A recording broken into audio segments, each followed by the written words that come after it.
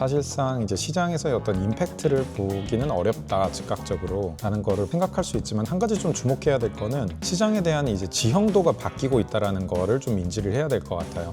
그런 면에서는 한국의 내년에 기관화, 제도권화 진출이 생각보다 유의미하게 빠른 시간 내에 이루어질 수 있겠구나. 어제 좀 한국에서 좀 주목을 받았던 내용이 있어가지고 잠깐 말씀을 드리자면, 아시다시피 한국의 코빗이라는 거래소를 미래에셋 그룹에서 인수한다라는 내용이 발표가 되었습니다. 정확하게 얘기를 드리자면 아직 인수가 완료된 거나 한 건 전혀 아니고요. MOU 단계로 나와 있어서 아직 딜이 어떻게 될지는 좀 봐야 되는 상황이긴 하지만, 현재로서는 이제 NXC라는 이제 넥슨 지주회사에서 보유하고 있는 60% 정도의 지분과 SK 스퀘어, 옛날에 이제 SK 플래닛이죠. 그에 있는 곳을 한 31% 정도의 지분을 두 군데를 모두 인수한다라는 게 지금 현재 시장에서 나오고 있는 얘기입니다. 이거 가지고 호재냐 아니냐라고 이제 물어보시는 분들이 종종 있고, 해외에서 있는 웹3 쪽, 블록체인 쪽에 있는 투자사들이나 플레이어들도 많이 물어보는데, 저는 구분해서 이야기를 하고 있습니다. 호재냐라고 보면은 단기적으로는 호재거리는 사실 전혀 아니라고 보고 있습니다. 무슨 전제를 가지고 봐야 되냐면, 일단 코빗은 거래량이 많이 나오고 있는 거래소가 아니고, 이제 우리나라에서 1, 2위를 하고 있는 업비트, 빗썸이라는 거래소에 비해서는 한 수십분의 1 수준 미만으로 거래가 되고 있기 때문에, 사실상 이제 시장에서의 어떤 임팩트를 보기는 어렵다, 즉각적으로 라는 거를 생각할 수 있지만, 한 가지 좀 주목해야 될 거는 시장에 대한 이제 지형도가 바뀌고 있다는 거를 좀 인지를 해야 될 것 같아요. 코빗이라는 거래소를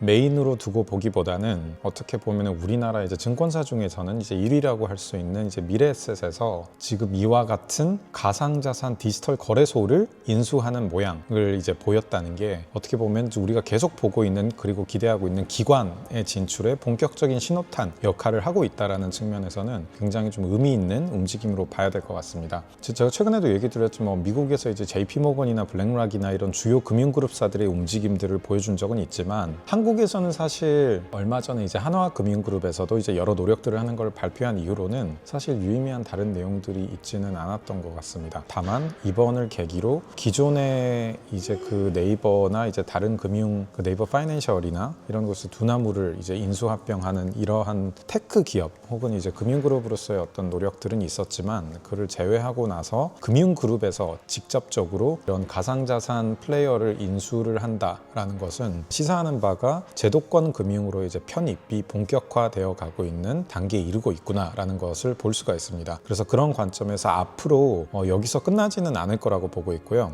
이제 더 이상 어떤 스타트업으로서의 디지털 자산 시장보다는 금융기관이나 금융산업의 어떤 인프라로서의 하나의 주축을 담당해 갈 수 있는 하나의 역할로 이제 재편되는 게 이번 그 미래에셋 움직임으로 보시면 될 것 같고요. 이걸 뭐 좀 간단하게 얘기를 드리면, 좀 비유를 하자면, 아직 본격적인 어떤 성과를 낼 만한 것들이 나오진 않을 거예요. 그래서 저는 좀 비교를 하면 이제 활주로를 까는 작업이다라고 보시면 될 것 같아요. 그래서 조금 더 이제 금융 당국의 어떤 정책이나 규제들이 본격화돼서 보여지면 바로 이렇게 이륙해서 출격할 수 있는 수준까지 가기 위해서 미리 그 인프라를 미래에셋에서도 디지털 자산 쪽에 본격 진출을 위한 준비를 하고 있다라는 것들을 볼 수가 있고요. 뭐 추정해 볼 수 있는 거는, 보통 이렇게 빙산의 일각처럼 한 군데가 보이면은 그 물밑에선 정말 많은 일들이 일어나고 있을 겁니다. 그래서 앞으로 제 생각에는 올해가 얼마 남지 않은 시점에서 우리가 지금 1분기, 2분기에 본격적으로 우리나라의 이 여러 군데 그 대형 금융사들이 디지털 자산 쪽으로 본격적으로 진출하는 모양새들이 많이 나올 거라고 보고 있어서,